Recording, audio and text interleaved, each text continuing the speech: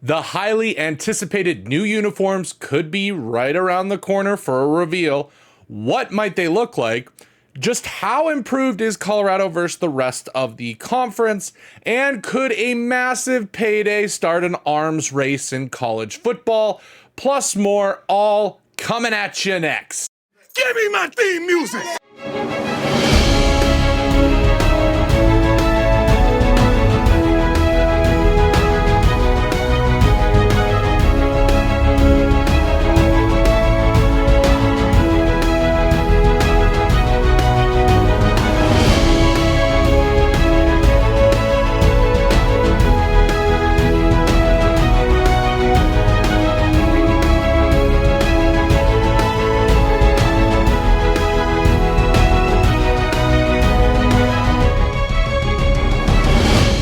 What's up, Buff Nation, and welcome to Buffs News Weekly, your only destination for a weekly recap of all Colorado football news. I am your host, Russ Dornish. Make sure to like, comment, and of course, subscribe to the channel.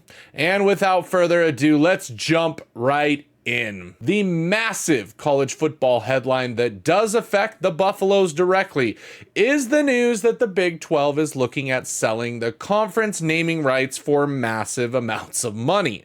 It was first reported this week that the Big 12 was exploring this option, and then within roughly an hour it came out that the Big 12 was somewhat close to a deal with Allstate Insurance to change the name of the conference to either the Big Allstate Conference or the Allstate 12 Conference. The reported offer for the naming rights was for $50 million, which would be split between the schools within the conference. One of the Big 12's commissioner's sayings is, "We are open for business."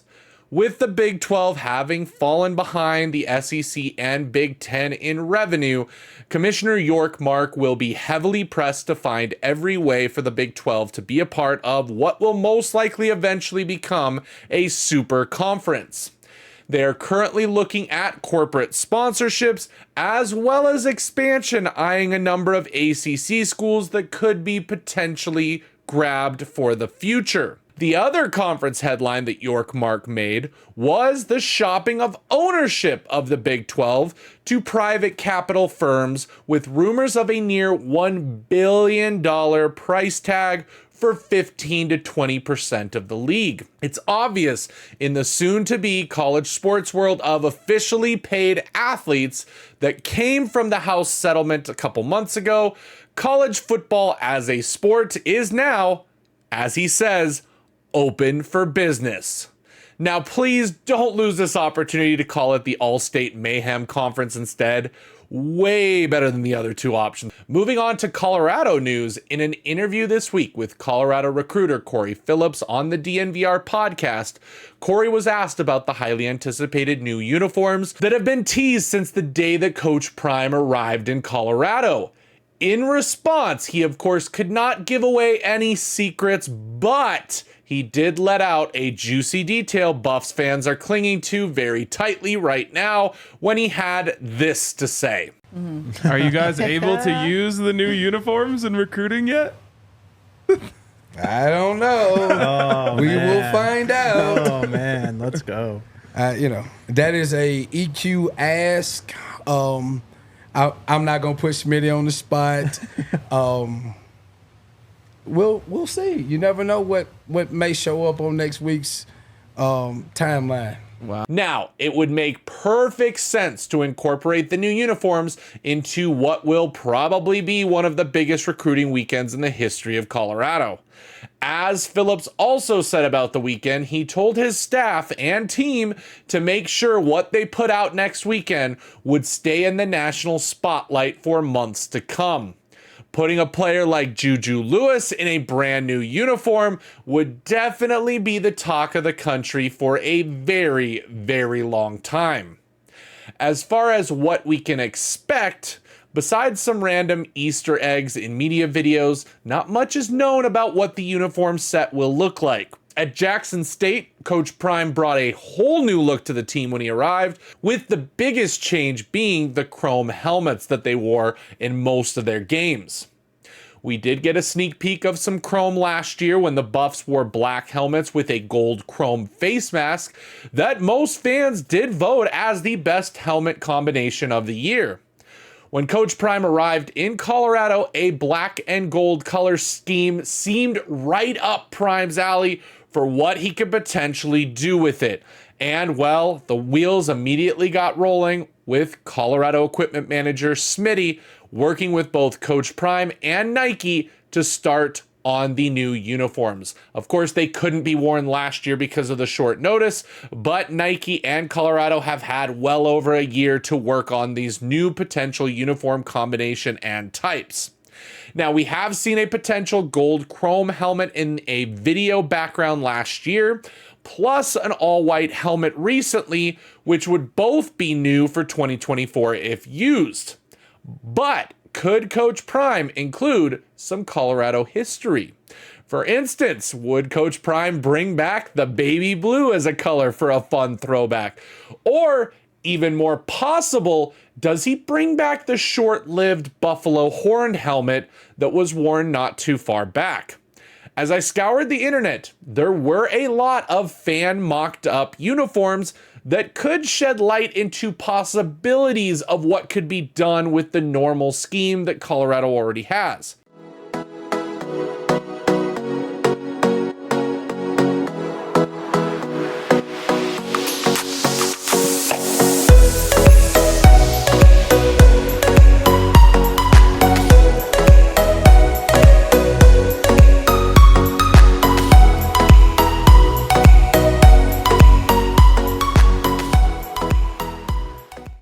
Now, some might say Colorado's uniforms are fairly classic with just the simple stripe and color scheme that they've had. Not to mention the 2000s where you did have the little bit of a difference with Nike changing the way those stripes looked. But with Nike as the supplier and all they have done with Oregon's wardrobe in, of course, the last 10 or so years, you know they will come up with something special and a lot of options. My own personal opinion of what we might see in a uniform that plays off of the newly returned Coach Prime Nike Air Maxes and their claw mark style. It would seem perfectly on brand to include those marks up the leg and jersey to match what I assume will be the most worn cleat on the team next season.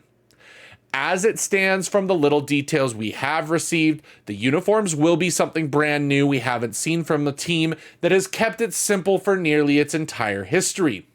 What do you want to see incorporated into a new Colorado uniform, and what out-of-box ideas do you think you can come up with?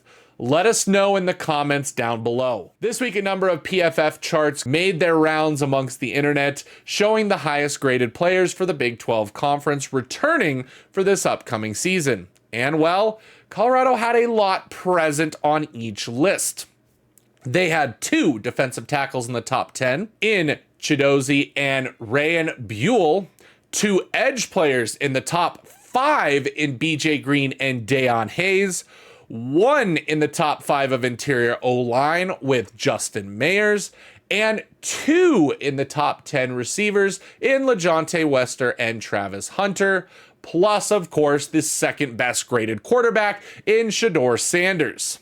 Now, PFF is not the end-all be-all and doesn't take into consideration a lot of different things plus competition.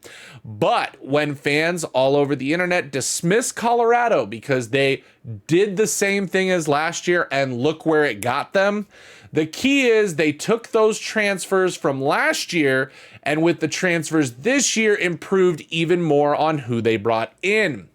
We are definitely not the same team last year skill-wise, and teams better watch out because these new players they brought in, like a BJ Green, Justin Mayers, and LeJontay Wester, have something to prove and came to Colorado to be in the spotlight to prove it. They all have NFL aspirations and know the best way to get there is to win. One spot that I believe is being slept on the most, but most represented in those PFF graphics, is the defensive line. Now, if you joined our live stream from a few weeks back on our depth chart possibilities, or you can watch it right here, you know that I had said the defensive line unit is not only the most improved unit, but possibly could be the best unit on the team. That's right, even with the wide receiver room that we have that has been ranked nationally on a number of sites, the edge room is the one that I think could bring the most havoc and change to the defensive side of the ball. BJ Green brought the most pressure of any player in college football last year, and based on his response this week to why he isn't in front of the cameras more, I think he is locked into having an amazing season. I came here to play football. You know, we got guys who interact with you guys. I'm not one of them. I love you guys. I love Buff Nation, but I'm here to play football. I'm here to accomplish a mission. You know, you got to have guys like that on the team who not really in the mix like that, and that's just me. You know, everybody got to play their role. And I'm just the Marshawn Lynch of this team. I don't do nothing. I'm here so I don't get fined. You know, if y'all see me, I'll say hi. Other than that, I'm a ghost. And by the time y'all do see me, y'all be in for a show. Same thing I told Coach. Then you got a guy like Chidoze, who is a monster of a human being and loves taking on double teams regularly in games.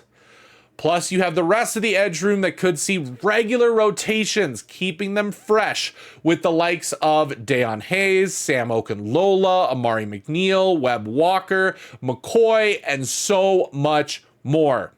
Trust me, Buffs fans, this is going to be a fun part of the team to watch next year as they wreak havoc on running backs and quarterbacks all season long. Finally, just a little bit of recruiting updates for Colorado. Colorado's most recent last two official visits from the beginning of June, Shed Surratt Jr. and Christian Thatcher both commit this weekend, with Surratt already making his decision yesterday and choosing the South Carolina Gamecocks over Colorado and many others. While Christian Thatcher will announce his commitment tomorrow, June 16th, Thatcher does now have 3 crystal balls to Utah, so it looks like he will also be choosing not to join Colorado. Another player who visited recently was 4-star quarterback Jaden O'Neal, but O'Neal looks locked into committing for the Oklahoma Sooners, so the search for a quarterback continues. Now make sure you stay locked into the channel for updates on next weekend's massive recruiting weekend that includes Juju Lewis. You won't want to miss what we have to cover. That's all for this week. Again, make sure you are subscribed and hit that bell so you know when we either drop a video or go live each and every week. Plus, starting in July, we will be having a College Football 25 stream that you are not going to want to miss and be a part of. For Buffs News Weekly, I'm Russ Dornish. Sco Buffs! Give me my theme music!